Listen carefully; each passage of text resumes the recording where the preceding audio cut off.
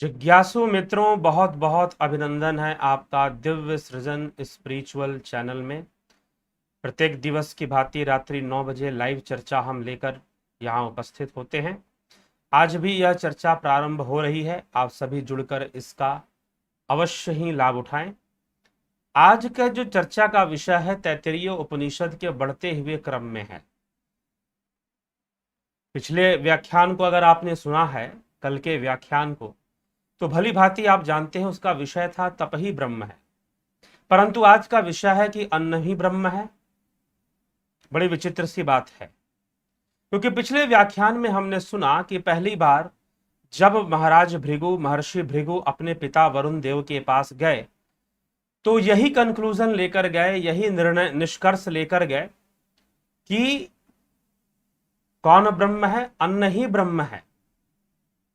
लेकिन उन्होंने कहा कि नहीं, अभी समझना बाकी है, तुम तप करो और स्पष्ट होगा। तो उन्हें समझ में आया कि प्राण ब्रह्म है, फिर समझ में आया मन ब्रह्म है, और सूक्ष्मता में उतरे अपनी तपस्या से तो विज्ञान ब्रह्म है। फिर अंत में आनंदमयी आत्मा को वो जान गए, और उसको जान गए तो फिर भृगु महाराज के पिता देव वरुण देव ने कुछ नहीं कहा कि ठीक है, अब ठीक है। लेकिन अब यहां पर फिर से अन्न को ब्रह्म कहने की बात कही जा रही है। तो क्यों कही जा रही है? क्योंकि जो कुछ भी निर्मित है वह उस ब्रह्म से ही तो है ना, ब्रह्म से ही है। इसीलिए अन्न का बहुत महत्व भी है। तुमने ब्रह्म को जान लिया, जो वास्तव में जो ब्रह्म ज्ञानी है, जो असली में ब्रह्म ज्ञानी है, वह अन्न प्राण मन या संसार को भी व्यर्थ नहीं कहते, क्योंकि वो जानते हैं सब कुछ ब्रह्म का ही विवर्त है। संसार को व्यर्थ वही कहते हैं जिनका ज्ञान अभी पूर्ण नहीं हुआ है, अपूर्णता की अवस्था में है। जिनका पूर्ण हो गया वो तो समझ जाते हैं कि संसार ही तो साधन है, और संसार स्वयं ही ब्रह्म की ही अभिव्यक्ति है, जो इंद्रिय जगत में प्रकट होती है। यह संसार इंद्रिय जगत में ही तो प्रकट हो रहा है ना, इंद्रियों की दुनिया में ही तो प्रकट हो रहा है, और कहां हो रहा है? इंद्रियों से परे क्या संसार का अनुभव संभव है? नहीं संभव है। ठीक, तो यह विचारणीय है। तो यह संसार भी ब्रह्म की अभिव्यक्ति है, इसलिए वो संसार की निंदा नहीं करते, वो किसी कर्म की निंदा नहीं करते, किसी का अपमान नहीं करते, उनके लिए सब महत्वपूर्ण होते हैं। इसीलिए अब आगे के अनुवाकों में, छठे अनुवाक तक हमने सुना था भृगुवल्ली के अंतर्गत, तैत्तिरीय उपनिषद भृगुवल्ली के अंतर्गत छठे अनुवाक तक सुना था। अब जो है हम सप्तम अनुवाक से सुनेंगे, जिसमें कि अन्न ब्रह्म की महिमा गाई गई है, अन्न ब्रह्म के बारे में बताया हुआ है कि ऐसा समझ लेना। अब ये जरूरी था। क्यों जरूरी था? क्योंकि वरुण देव के व्यवहार से यह भी आ जाता है, यह भी समझा जा सकता है कि भाई शायद बाकी चीजें व्यर्थ हैं, ब्रह्म ही है, और ये अन्न प्राण आदि तो हाँ ठीक है, ये सब ब्रह्म के शुद्ध रूप नहीं है, परंतु जो कुछ भी बन रहा है, जो कुछ भी निर्मित हो रहा है, वह सब ब्रह्म से ही हो रहा है, वह सब ब्रह्म से ही हो रहा है। तो इसीलिए ब्रह्म को जानने के लिए हमें ब्रह्म से ही, सब कुछ उसी से निर्मित है। और अन्न का महत्व क्या है? और एक गृहस्थ व्यक्ति, विशेषकर गृहस्थ व्यक्ति, गृहस्थ सूत्र तैत्तिरीय उपनिषद में बहुत सारे गृहस्थ सूत्र ही है। मुख्य रूप से सारी बातें गृहस्थ के परिवेश में ही कही जा रही है। तो फिर अब वो क्या कहते हैं अन्न के विषय में, उस पर हम थोड़ी चर्चा करते हैं, देखते हैं आगे के अनुवाक।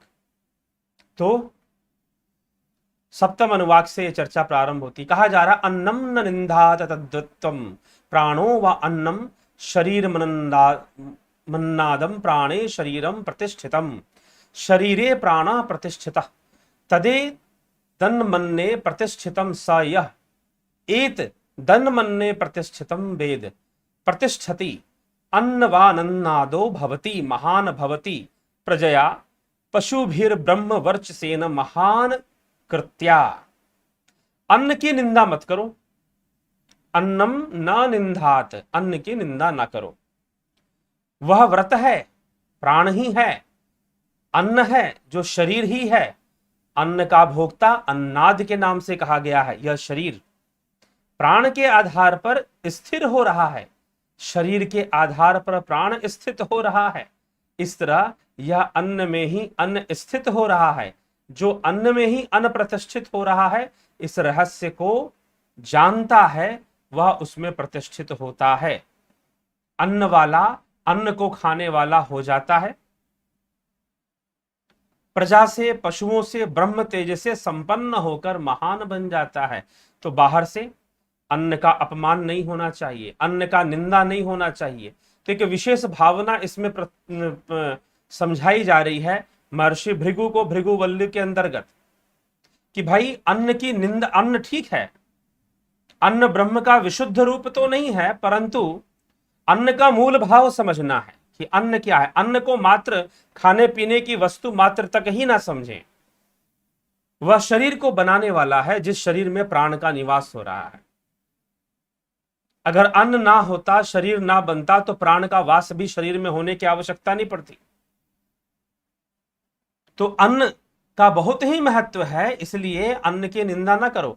अन्न तप का साधन है, तपस्या करने के लिए, ध्यान योग करने के लिए भी एक संतुलित अन्न भी जरूरी है। आहार रूप वाला अन्न जो है, भोजन रूप, यहां अन्न के और भी रूप प्रकट होने वाले हैं कुछ श्लोकों में, कुछ चर्चा में।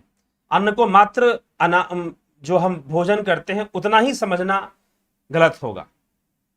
तो अन्न ब्रह्म की चर्चा यहां पर हो रही है। अन्न ब्रह्म क्या है, तो बता रहे हैं कि भाई अन्न की चर्चा किस प्रकार से और अन्न के महत्व की चर्चा किस प्रकार से हो रही है। अष्टम अनुवाक, अन्नम न परिचक्षित तदत व्रतम आपो वा अन्नम ज्योतिर्नादम अप्सु ज्योति प्रतिष्ठितम ज्योतिषाप प्रतिष्ठिता तदेत दन्मन्ने प्रतिष्ठितम स य एतदन्मन्ने प्रतिष्ठितम वैद प्रतिष्ठति अन्वानन्नादो भवति महान भवति प्रजया पशुर्भिर ब्रह्मवर्चसेन महान कृत्या। अर्थात अन्नम न परिचक्षित, अन्न ही की अवहेलना नहीं करनी चाहिए, अन्न की निंदा नहीं करनी चाहिए, अन्न की अवहेलना ना करे। वह एक व्रत है, अन्न को उत्पन्न करना भी व्रत है, अन्न को संतुलित मात्रा में ग्रहण करना भी व्रत है। बल है, अन्न है, अन्न से ही तेज है। अन्न का भोक्ता जल में प्रतिष्ठित, तेज में, जल से प्रतिष्ठित, वही यह अन्न में भी है। मतलब सभी जो ऊर्जाएं हैं, सूर्य की ऊर्जा, जल की ऊर्जा, पंचभूतों की जो ऊर्जा है, वह सब अन्न में प्रतिष्ठित होते हैं। इस रहस्य को भली भांति जो समझता है वह प्रतिष्ठित अन्न वाला, अन्न को खाने वाला हो जाता है और संतान से, पशुओं से, ब्रह्म तेज से महान बन जाता है। अर्थात उसकी उच्च संतति, उच्च कुल के संतान, उच्च गुण वाले संतान प्राप्त होते हैं, उसे अच्छा पशुधन प्राप्त होता है और ब्रह्म तेज उसके अंदर आ जाता है। अगर वो अन्न की निंदा नहीं करता, अन्न की अवहेलना नहीं करता, अन्न का सम्मान करता है। और इसीलिए अन्न का सम्मान होना चाहिए। आजकल देखो शादी ब्याहों में लोग कितना अन्न बर्बाद कर देते हैं। तो अन्न का अपमान ना करो, अन्न की अवहेलना ना करो। एक भावनात्मक दोष लगता है, एक श्राप लगता है, ये ध्यान रखिएगा, और उसका फल फिर उस व्यक्ति को भोगना पड़ता है। तो इसीलिए हमारे द्वारा अन्न का अपमान ना हो, अन्न की निंदा भी ना हो। अन्नम बहु कुर्वे तत्व्रतम पृथ्वी वा अन्नम आकाश अन्नाद पृथ्वीम आकाश प्रतिष्ठिता आकाशे पृथ्वी प्रतिष्ठिता तदेत दन्मन्ने प्रतिष्ठितम स य एतदन्मन्ने प्रतिष्ठितम वेद प्रतिष्ठति अन्वानान्दो भवति महान भवति प्रजया पशुभिर ब्रह्मवर्चसेन महान कृत्या। अन्न को बढ़ाओ, वह व्रत है। अन्न ही तो पृथ्वी है, अन्न ही तो आकाश है। हाजी, आकाश प्रतिष्ठित है पृथ्वी में। पृथ्वी में जैसे आकाश प्रतिष्ठित है, वैसे ही अन्न में प्राण प्रतिष्ठित है। यह अन्न में अन्न प्रतिष्ठित है। जो मनुष्य अन्न में अन्न प्रतिष्ठित है, इस रहस्य को भली भांति समझते हैं, वह अन्न वाला, अन्न को खाने वाला, अर्थात उसे पचाने वाले की शक्ति वाला हो जाता है। प्रजा से, पशुओं से, ब्रह्म तेज से, साम्राज्य से परिपूर्ण हो जाता है। तो इस प्रकार से इसको कहा गया है। तो अपने घर पर अगर कोई आ जाए, अतिथि कोई इस प्रकार से अगर आ जाए, तो तुम उसकी अन्न से सेवा करो। तुम इतना अन्न एकत्र करो जिससे कि तुम अपने परिवार का भी पेट भर सको और अतिथियों का भी पेट भर सको। ठीक है? और उसे विधि पूर्वक सम्मान के साथ तुम उसको भोजन करा सको। अगर वो तुमसे अधिक ज्ञान वाला है तो फिर ऊंचे स्थान पे बिठाकर उसको भोजन कराओ। अगर कम भी ज्ञान वाला है तो भी उसे सत्सम्मान ही भोजन कराओ, ताकि उसे बुरा ना लगे। ठीक? क्षेम इति वाची योग क्षेम इति प्राणपानौ कर्मेति हस्तयो गतिरिति पादयो विमुक्तिरिति पायो इति मानुष्य समज्ञा अथ दैवी तृप्तिरिति वृष्टो बलमिति विद्युति यश इति पशुषु ज्योतिरिति नक्षत्रेषु। ठीक? तो अब उस परमात्मा की महिमा भी गाई जा रही है साथ में, अन्न की महिमा के बाद, कि वह वाणी में रक्षा शक्ति के रूप में है, प्राण और अपान में है, प्राप्ति और रक्षा में है। तो इस प्रकार से अन्न की महिमा इसमें गाई गई। तो सबसे पहले कहा गया कि अन्न से, जो अन्न को जानने वाले हैं, अन्न की महिमा को जानने वाले हैं, अन्न की महिमा को समझने वाले हैं, वो क्या हो जाते हैं, उन्हें क्या फल प्राप्त होता है। तो यह बात बताया गया। उसके अंदर लिखा गया कि वह संपन्न हो जाते हैं, ब्रह्म तेज से संपन्न हो जाते हैं, प्रजा पशुओं से संपन्न हो जाते हैं, फिर उच्च गुण वाले संतानों से संपन्न हो जाते हैं। इसलिए अन्न ही ब्रह्म है, यह कहना कहां तक न्याय संगत है। न्याय संगत मतलब तर्क संगत, न्याय संगत एक ही मतलब। इसलिए न्याय दर्शन जो विषयों के साथ न्याय करता है। प्रत्येक वस्तु अन्न से ही बन रहा है। ठीक? अर्थात पंचभूतों से जो ये सृष्टि होती है, पंचभूतों से जो वस्तुएं अस्तित्व में आती हैं और वो निर्माण होता है, उसको जीव ग्रहण करता है। ये जो हाड़ मांस के शरीर वाला, देह वाला जो जीव है वो ग्रहण करता है, और उसी का आधार लेकर वो तप करता है, साधना करता है। ठीक है? तो अन्न इसमें सहयोगी हो गया। और अन्न भी अंततः हमें ऊर्जा प्रदान करता है। अगर अन्न लेना छोड़ दो, भोजन करना बंद कर दो, तो क्या होता है? फिर कैसी साधना, फिर कैसा ध्यान, कैसी तपस्या। इसलिए श्री भगवान ने भी, श्री कृष्ण भगवान ने भी कहा है, क्या कहा है?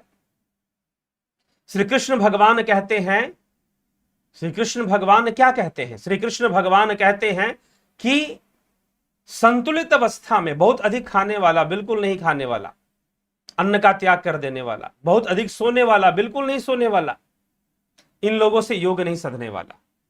तो एक संतुलित रूप में उसे आहार का आधार सहयोग लेना पड़ता है, अन्न का सहयोग लेना पड़ता है, अन्न का सहयोग लेना पड़ता है। तो सारी चीजें अपने आप सहायक बन जाती हैं।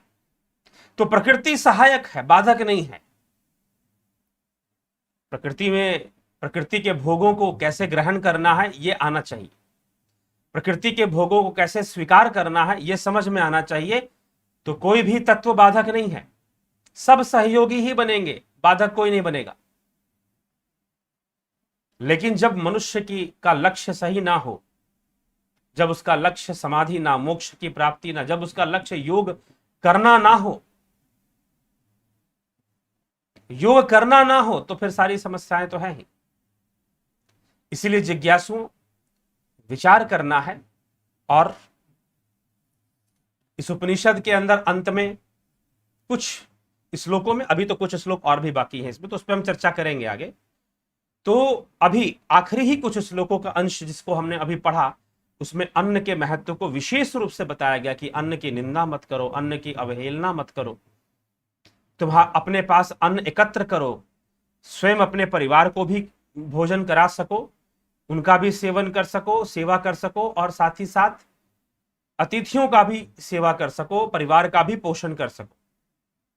इस प्रकार से तुम अपने अन्न को जरूर ही एकत्र करो। इसके लिए तुम जरूरी उद्यम भी करो, जो तुम्हें कर्म करना चाहिए वो कर्म भी करो, अर्थोपार्जन भी करो, और अन्न को बर्बाद मत करो। नहीं तो आजकल बहुत सारे लोग कुछ नहीं समझते, कई परिवारों में हमने देखा कि उनके अंदर उनके घरों में ऐसी प्रैक्टिस है, और मुझे दुर्भाग्य होता है कि गरीब घरों में, मुझे कई बार मैंने ऐसा नहीं, अमीर घरों में भी देखा है, पैसे के नशे में होटल से खाना मंगा लिया, कहीं से मंगा लिया, खाया हुआ नहीं, फेंक फाक दिया।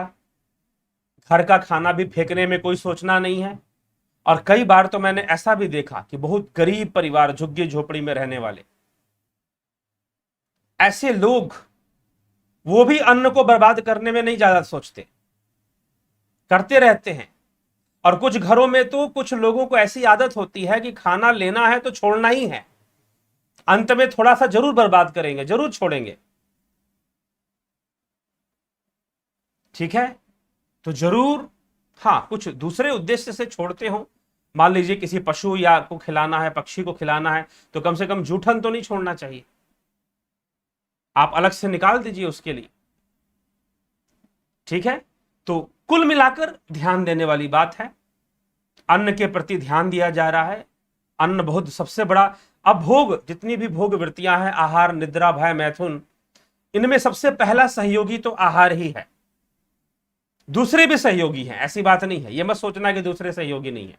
प्रारंभिक अवस्था में सब सहयोगी हैं।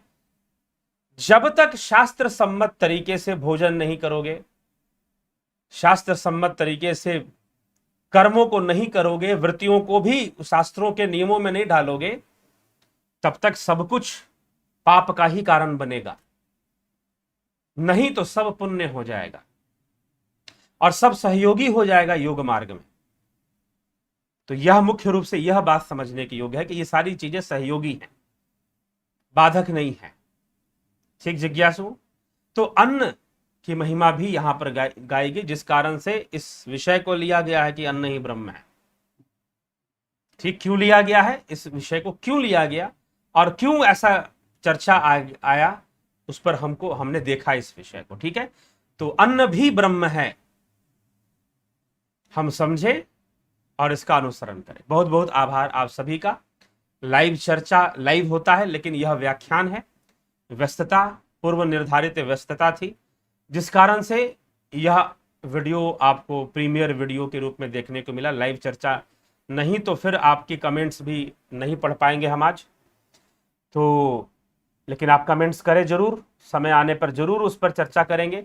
जो भी आपके कमेंट्स में प्रश्न होंगे, विषय, जिस विषय पर भी आप पूछेंगे, तो आगे भविष्य में उन पर चर्चाएं होती हैं। कई लोग कमेंट करते हैं, पूछते हैं, तो चर्चाएं भी होती हैं। ठीक है, आगे भी चर्चाएं होती रहेंगी। और चलिए, इसी के साथ विराम देते हैं, विश्राम देते हैं। इस कार्यक्रम को आगे बढ़ते हुए हम फिर से इस तैत्तिरीय उपनिषद के इस व्याख्यान को आगे बढ़ाएंगे और इसकी व्याख्या को आगे बढ़ाएंगे। ठीक है, आप सभी जुड़े रहें, बने रहें, चैनल को सब्सक्राइब भी कर दें। बहुत बहुत आभार आप सभी का, और शेयर करें, दूसरों तक पहुंचाएं। धन्यवाद।